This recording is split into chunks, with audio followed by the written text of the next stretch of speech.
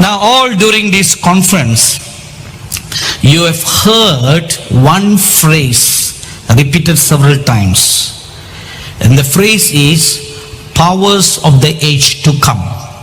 You heard this repeated many times over and over, that in the last days God is going to pour out the powers of the age to come, and it will equip every believer to do awesome, great signs and wonders for the Lord God. So my message tonight is entitled Powers of the Age to Come. What are the powers of the age to come?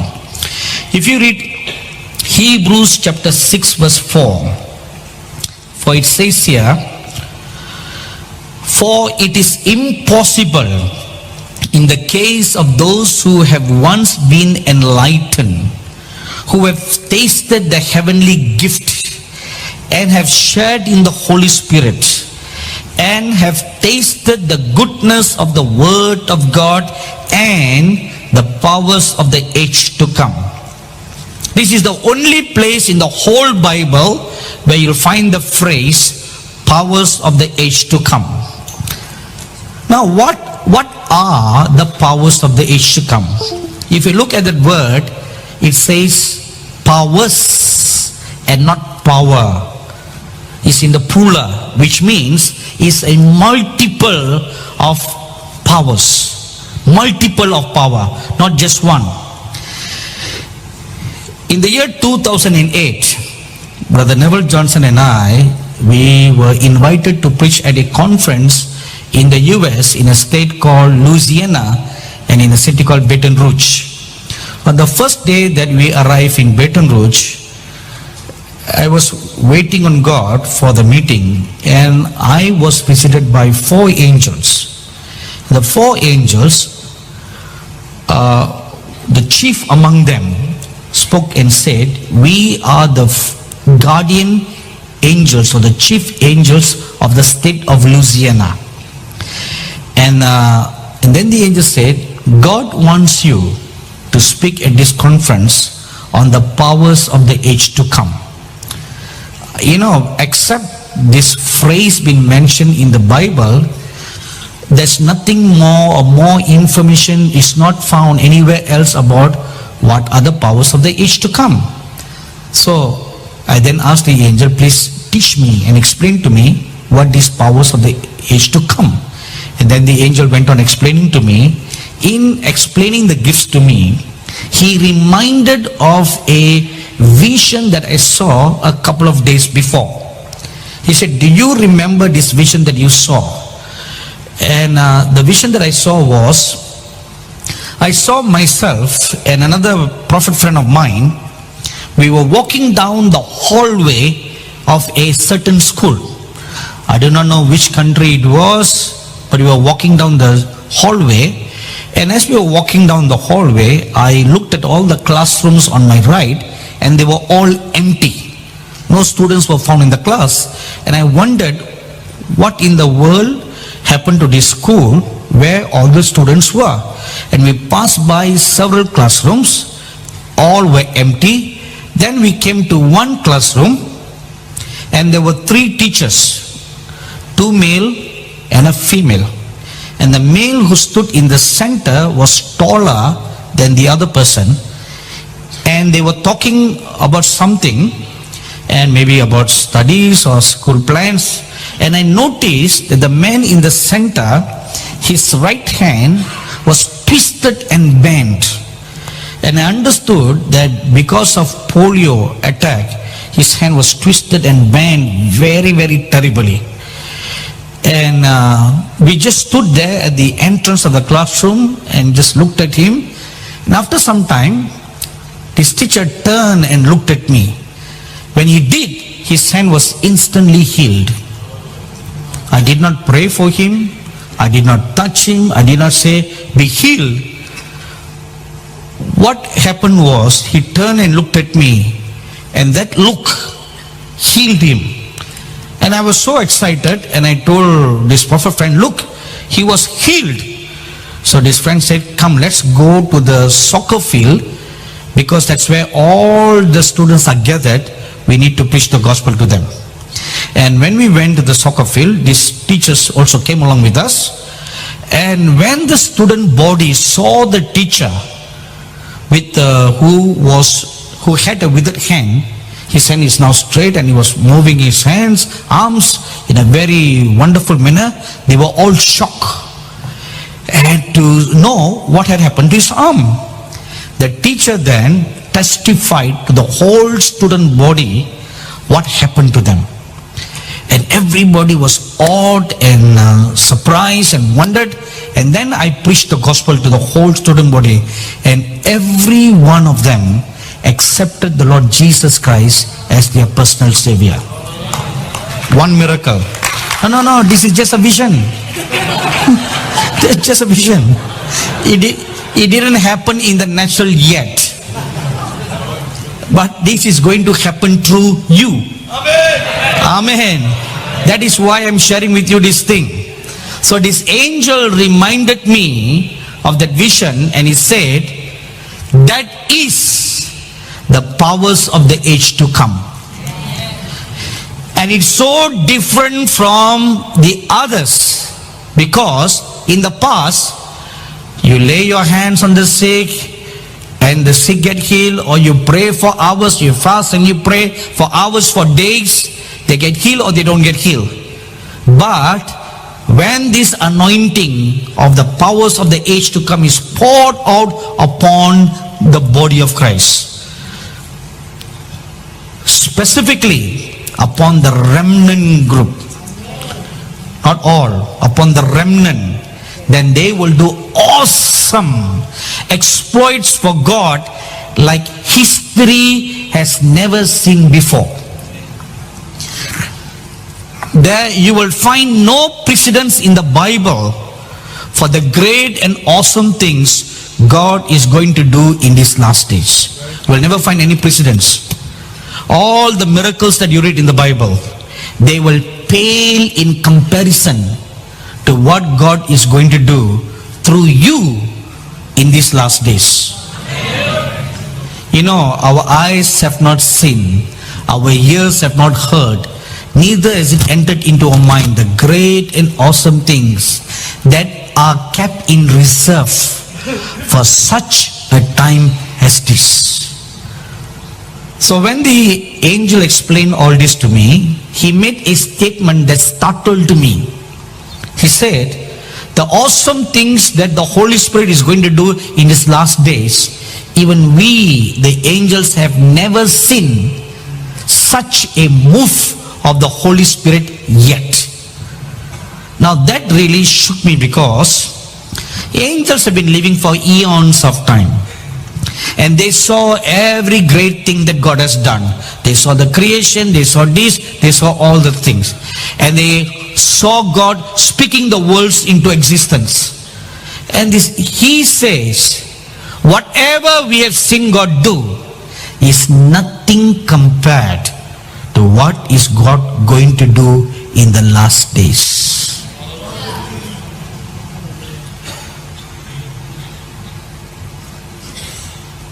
That is mind-boggling. Mind-boggling. We cannot fathom, I cannot understand the great things that God is going to do in the last days. And the best part of this whole thing is the Holy Spirit is going to use you as the catalyst through whom He is going to display the last final move of God. How blessed people you all are. Amen. Shouldn't you give God a good clap, thanksgiving?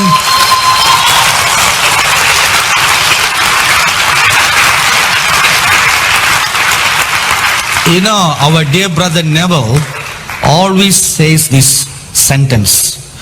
He never fails to make mention of this sentence everywhere. He says, you could have been born in the 18th century, the 12th century, or the 1st century. You could have been born even during the dinosaur age, you could have been born. Or during the Stone Age days, or during the caveman age, you could have been born. or during Flintstones age. You know, you could have been born all this age, but God purposed that you should be born in such a time as this. For such a time as this. To not only be a spectator, but be a participator in the final display of the glory of God. How privileged, how blessed. That's why membership has its privileges. Membership into the end time army of God. Not membership into a church body. Not that. That membership will only give you potlucks.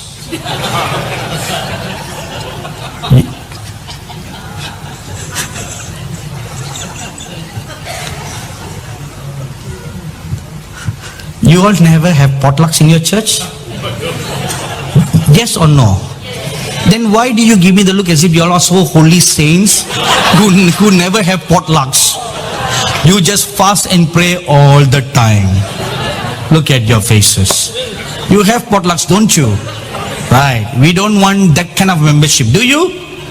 You should become a member of God's end time army. The remnant church. Who will experience all the glories of God for one final display. You know, the days of apostles are not the last days, but the beginning of the end. We are on the tail end of the end times.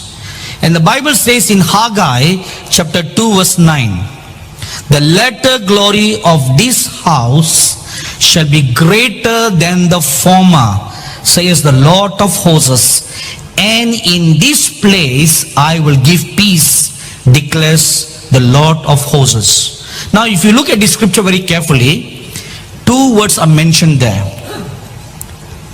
There are two time shifts in God's house. The first is called the former house. The second is called the latter house. Now what is the former house? See, God will pour out the glory on the former house. That took place on the day of Pentecost in the first century.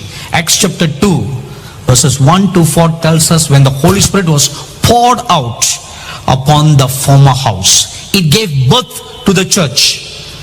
And all the 9 gifts of the Holy Spirit manifested powerfully.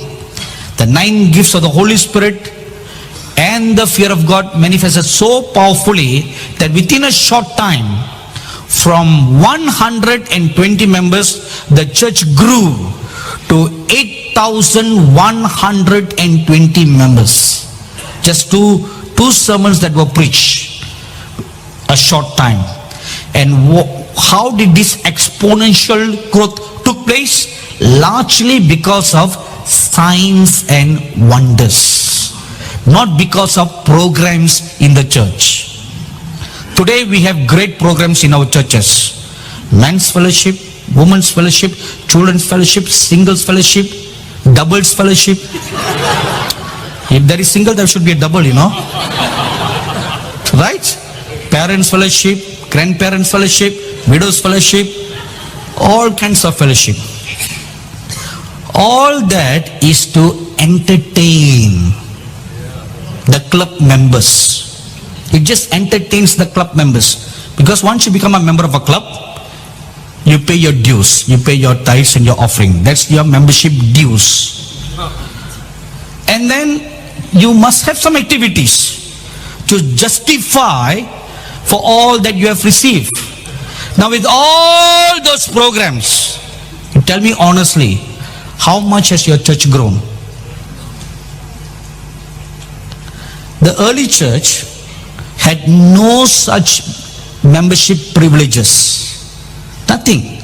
No men's club, no women's club, nothing. They went everywhere preaching the gospel of the kingdom, as you heard Brother Neville share yesterday. They preached the gospel of the kingdom and they demonstrated the power of the living God. One miracle. One miracle done by Peter for a man born lame at the gate beautiful before he entered into the temple. One miracle. That one miracle brought a huge harvest into the church. And then another miracle. Several miracles took place. And another huge harvest came into the church. And if you look at the pattern of the life of the Lord Jesus, he preached the gospel of the kingdom, followed by signs and wonders following. The disciples that he sent out 2 by 2, they preached the gospel of the kingdom, accompanied by signs and wonders and following. Then the Lord sent 70 people 2 by 2. They preached the gospel of the kingdom, followed by signs and wonders and following. The book of Acts, you read all the apostles preaching the gospel of the kingdom, accompanied by signs and wonders following, and the church grew on the leaps and the bounds. The then known whole world became a Christian world within a short period of time, 60 years.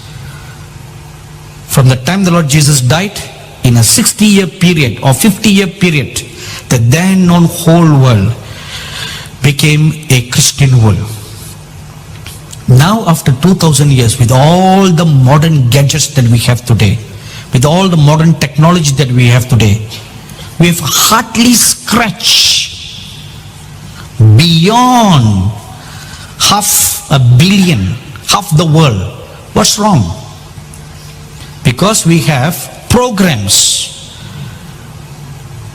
You know, I was meditating today on a devotional. I read a devotional. It talks about now please listen with all your heart and don't get me wrong, I'm just making a point across. A youth group from a church went on a mission trip, and the focus or the agenda was to show the love of Christ to the third world people.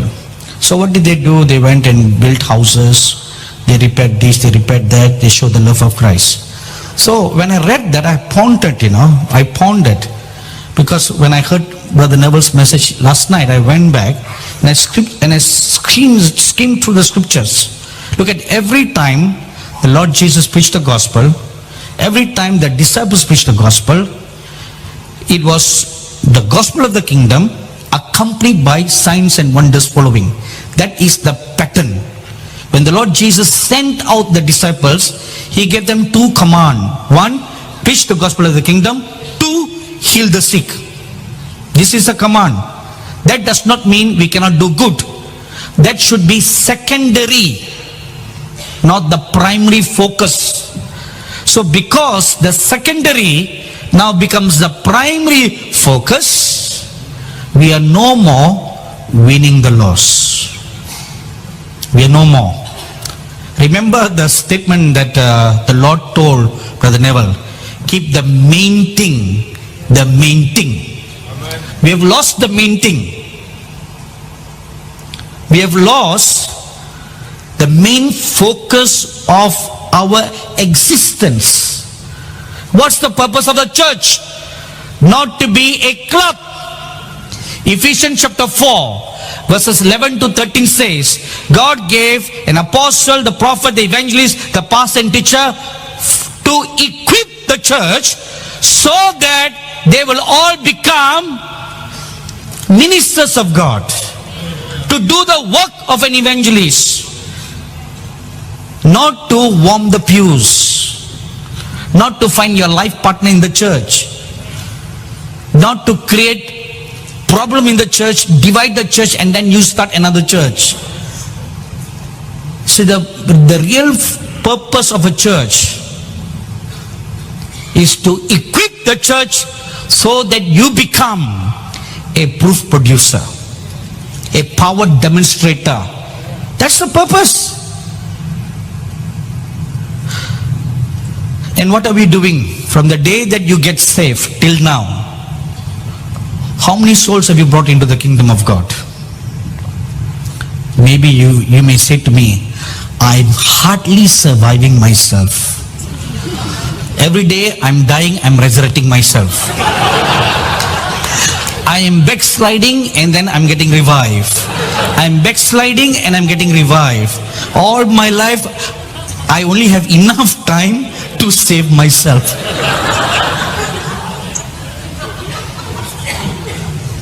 How can I go and evangelize others when I am dying and resurrecting, dying and resurrecting?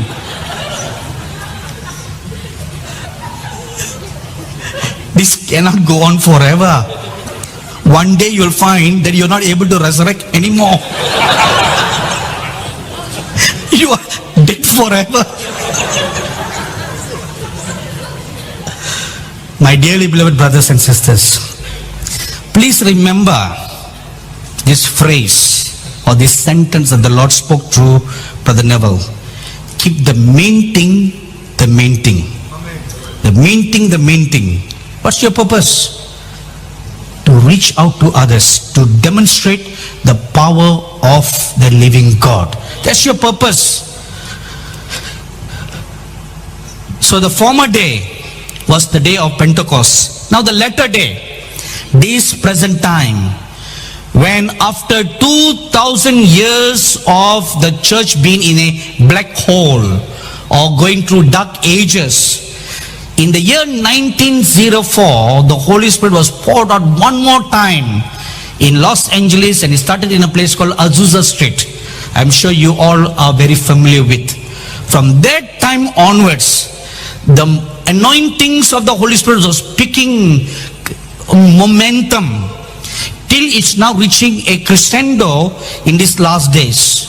But in these last days, the Bible tells us the Lord Jesus Christ is going to come to bringing the former rain and the latter rain, put them together and give the last days remnant church a perfect storm. It's going to be a perfect storm. Hosea chapter 6 verse 3. Let us know, let us pursue the knowledge of the Lord. His going forth is established as the morning. He will come to us like the rain, like the latter and the former rain to the earth. This is what is going to happen in these last days. The former house is going to get all the glory. The latter house is going to get all the glory of the former house plus the latter house. Not just the latter house, gets everything together. You know, several years ago, we had a VHS videotape. Have you seen that? Okay, if you have seen that, means you are very old. If you have not seen it, means you are very young. Okay, all the old people. You saw VHS tape. From after VHS tape, it transitioned to VCD players. From VCD players, it transitioned to DVD players. From DVD players, it transitioned to, today is what? Blu-ray player. Tomorrow is going to be red player. Okay, Blu-ray. This is where we are today. If you buy a Blu-ray player, the Blu-ray player can play a DVD or ordinary DVD. Because the Blu-ray is of a higher standard, it can play anything that is lower. But if you buy a DVD player, it cannot play a Blu-ray. It cannot go up, but it can come down.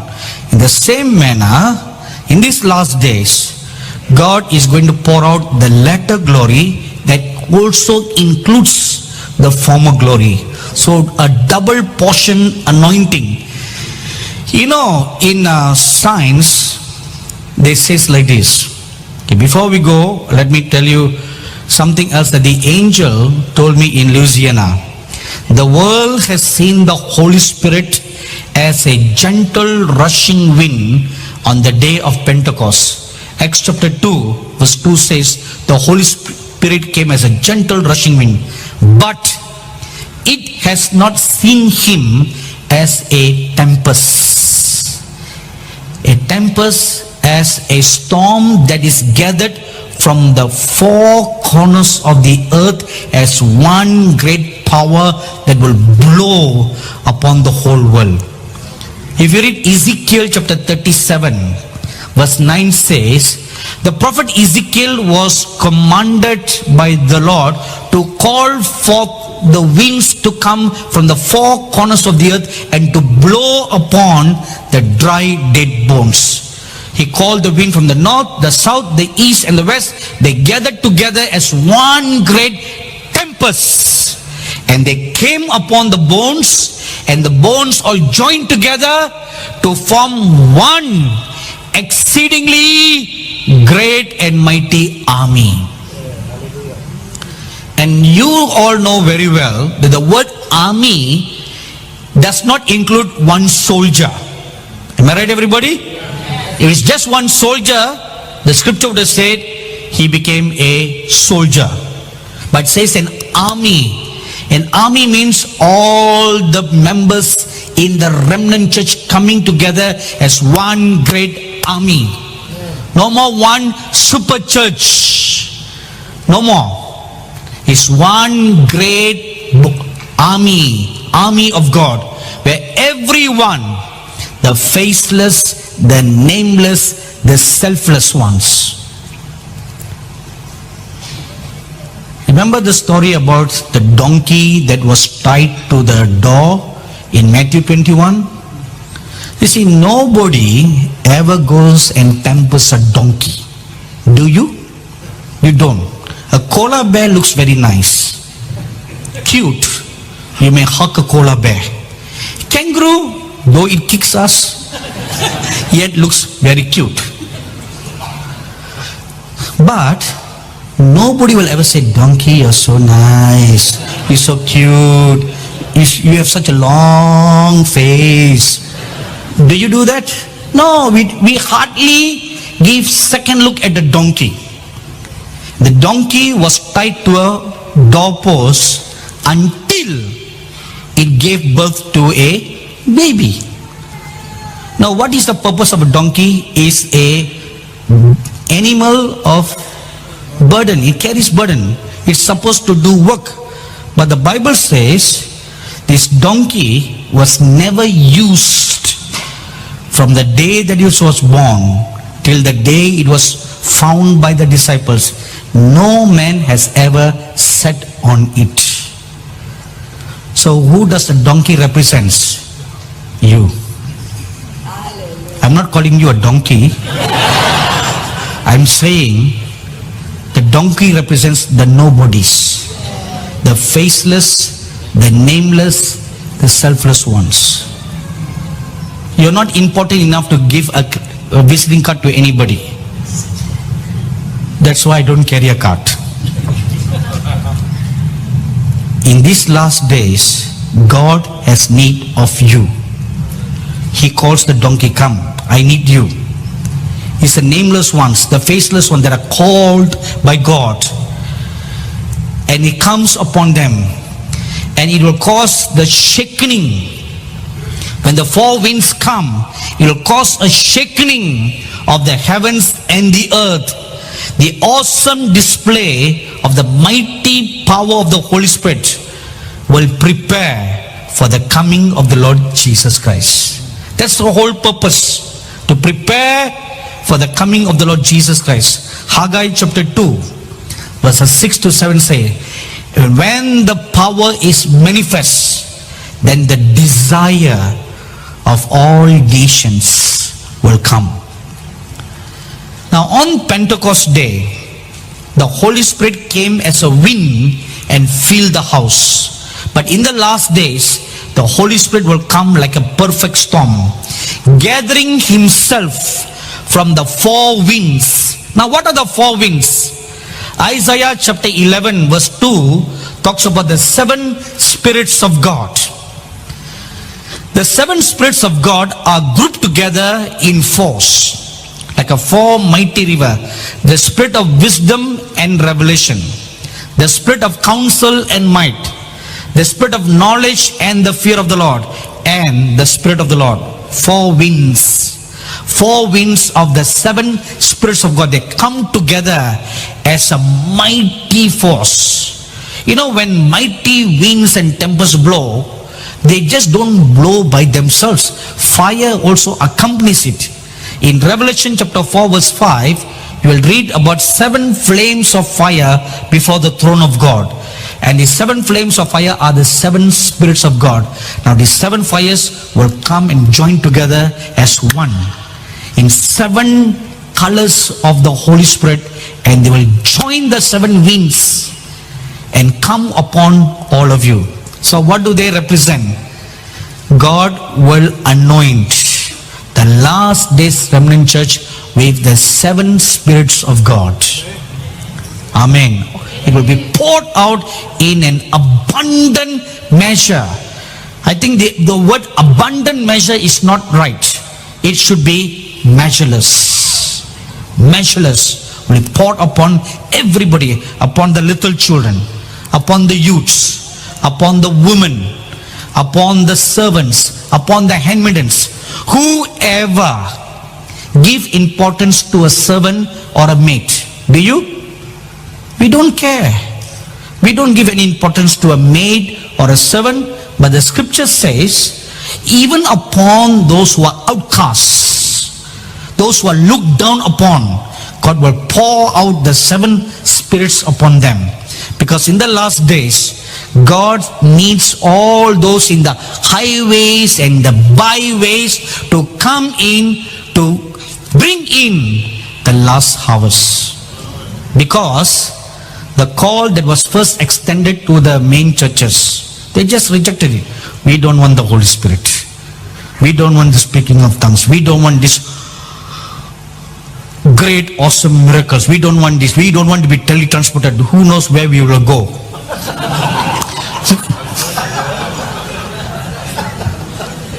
We don't know all that. So scary. Oh, worse still, we brand them all as of the devil. You know, during the Wales revival, as I mentioned to you on the first day, it swept, the fires of the Holy Spirit swept all over Wales.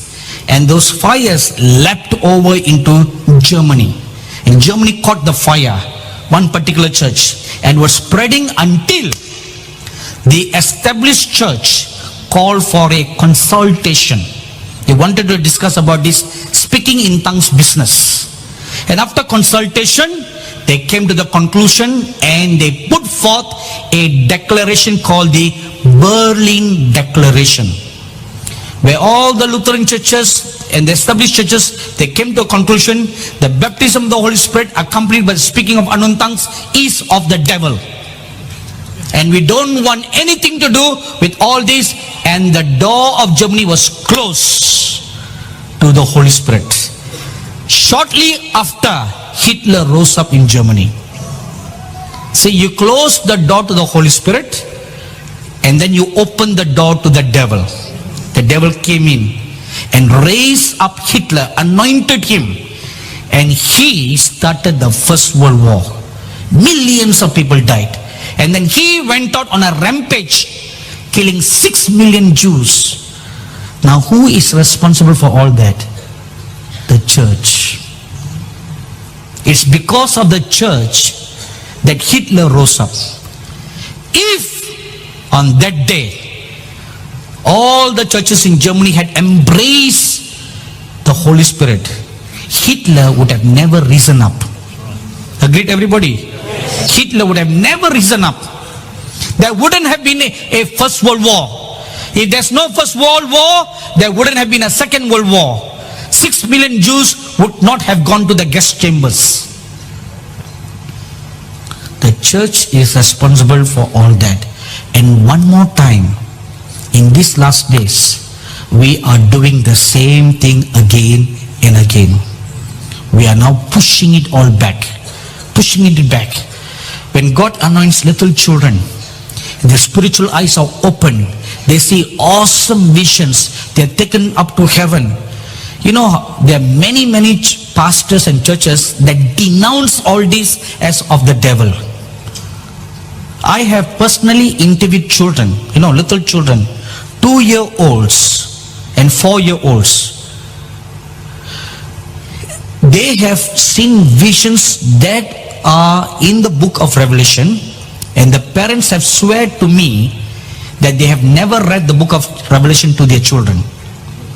The children have never heard of the book of Revelation, never seen anything related to the book of Revelation, never heard the book of Revelation, but they see amazing scenes as it is in the book of Revelation. Where did they get that from? Can you say they just imagine it? How can they imagine drawing a living creature that has the face of a lion and a human body with 4 wings and eyes all over the body? Can you imagine anything like that? No, how can a 2-year-old imagine it? And a 4-year-old girl, a pastor's daughter in New Delhi, a Nepali girl, Nepali church pastor's daughter in New Delhi, the capital of India, she was taken to heaven. And there she saw many animals in heaven. Among them was a unicorn, a horse with a beautiful white horse with a horn on its head. And the pastor never told this to anybody, he just kept it to himself. And before this incident, I was preaching at a children's camp in Darjeeling in India, and my host picked me from the hotel to go to the auditorium. And on the way, he asked me some questions about some of the visions that I've seen in heaven. So I told him, okay, I'll share with you on a promise that you'll never breathe a word to anybody. He said, Scout's honor. So I shared with them something, and I mentioned about this unicorn that I've seen, and with horses with wings and how they fly and all that. So he just kept to his heart. And then this young man, he went to New Delhi to do a youth ministry, and the pastor shared in private what the daughter saw, and this young man was shocked. And then he narrated to the pastor what I had explained. And when the pastor heard that I had seen a similar thing, he took courage then that his daughter was really taken to heaven and she really has seen it. And then he boldly told everybody else what the daughter has seen. Now, is that imagination? It's not imagination. And then there was another incident.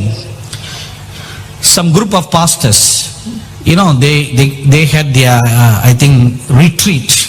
And in the retreat, instead of kneeling down and praying, or fasting and praying, or at least discussing the word of God, or discussing how they can take their city next for God, they sat together to talk about me and our television ministry.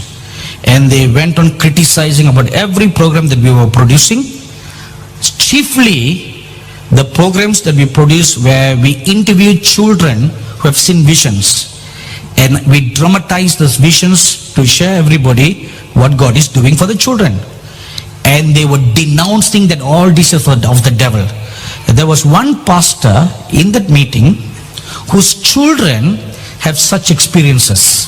He stood up and he denounced the chairman of the meeting, said, "You are a liar to speak such things."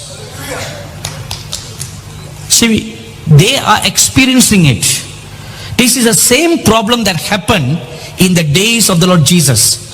If you read Matthew chapter 21, when the little children were all crying and praising God, they are praising the Lord Jesus, saying, "Hosanna to the Son of David who is coming in the name of the Lord." The Pharisees, the established church leadership of that day, rebuked the children and asked the Lord Jesus to shut them up.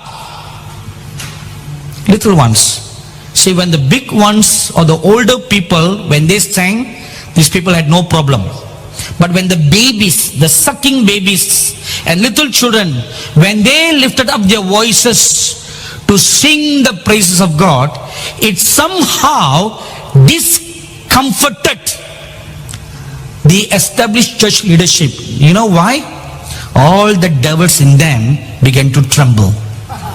Because the Bible says in Psalms 8:2 that in the last days, the little babies from 0 age up to 4-year-old, they are going to cast out demons. They are going to do that. So that's why when they started singing, all the devils in the established church leadership began to tremble. You know, several years ago,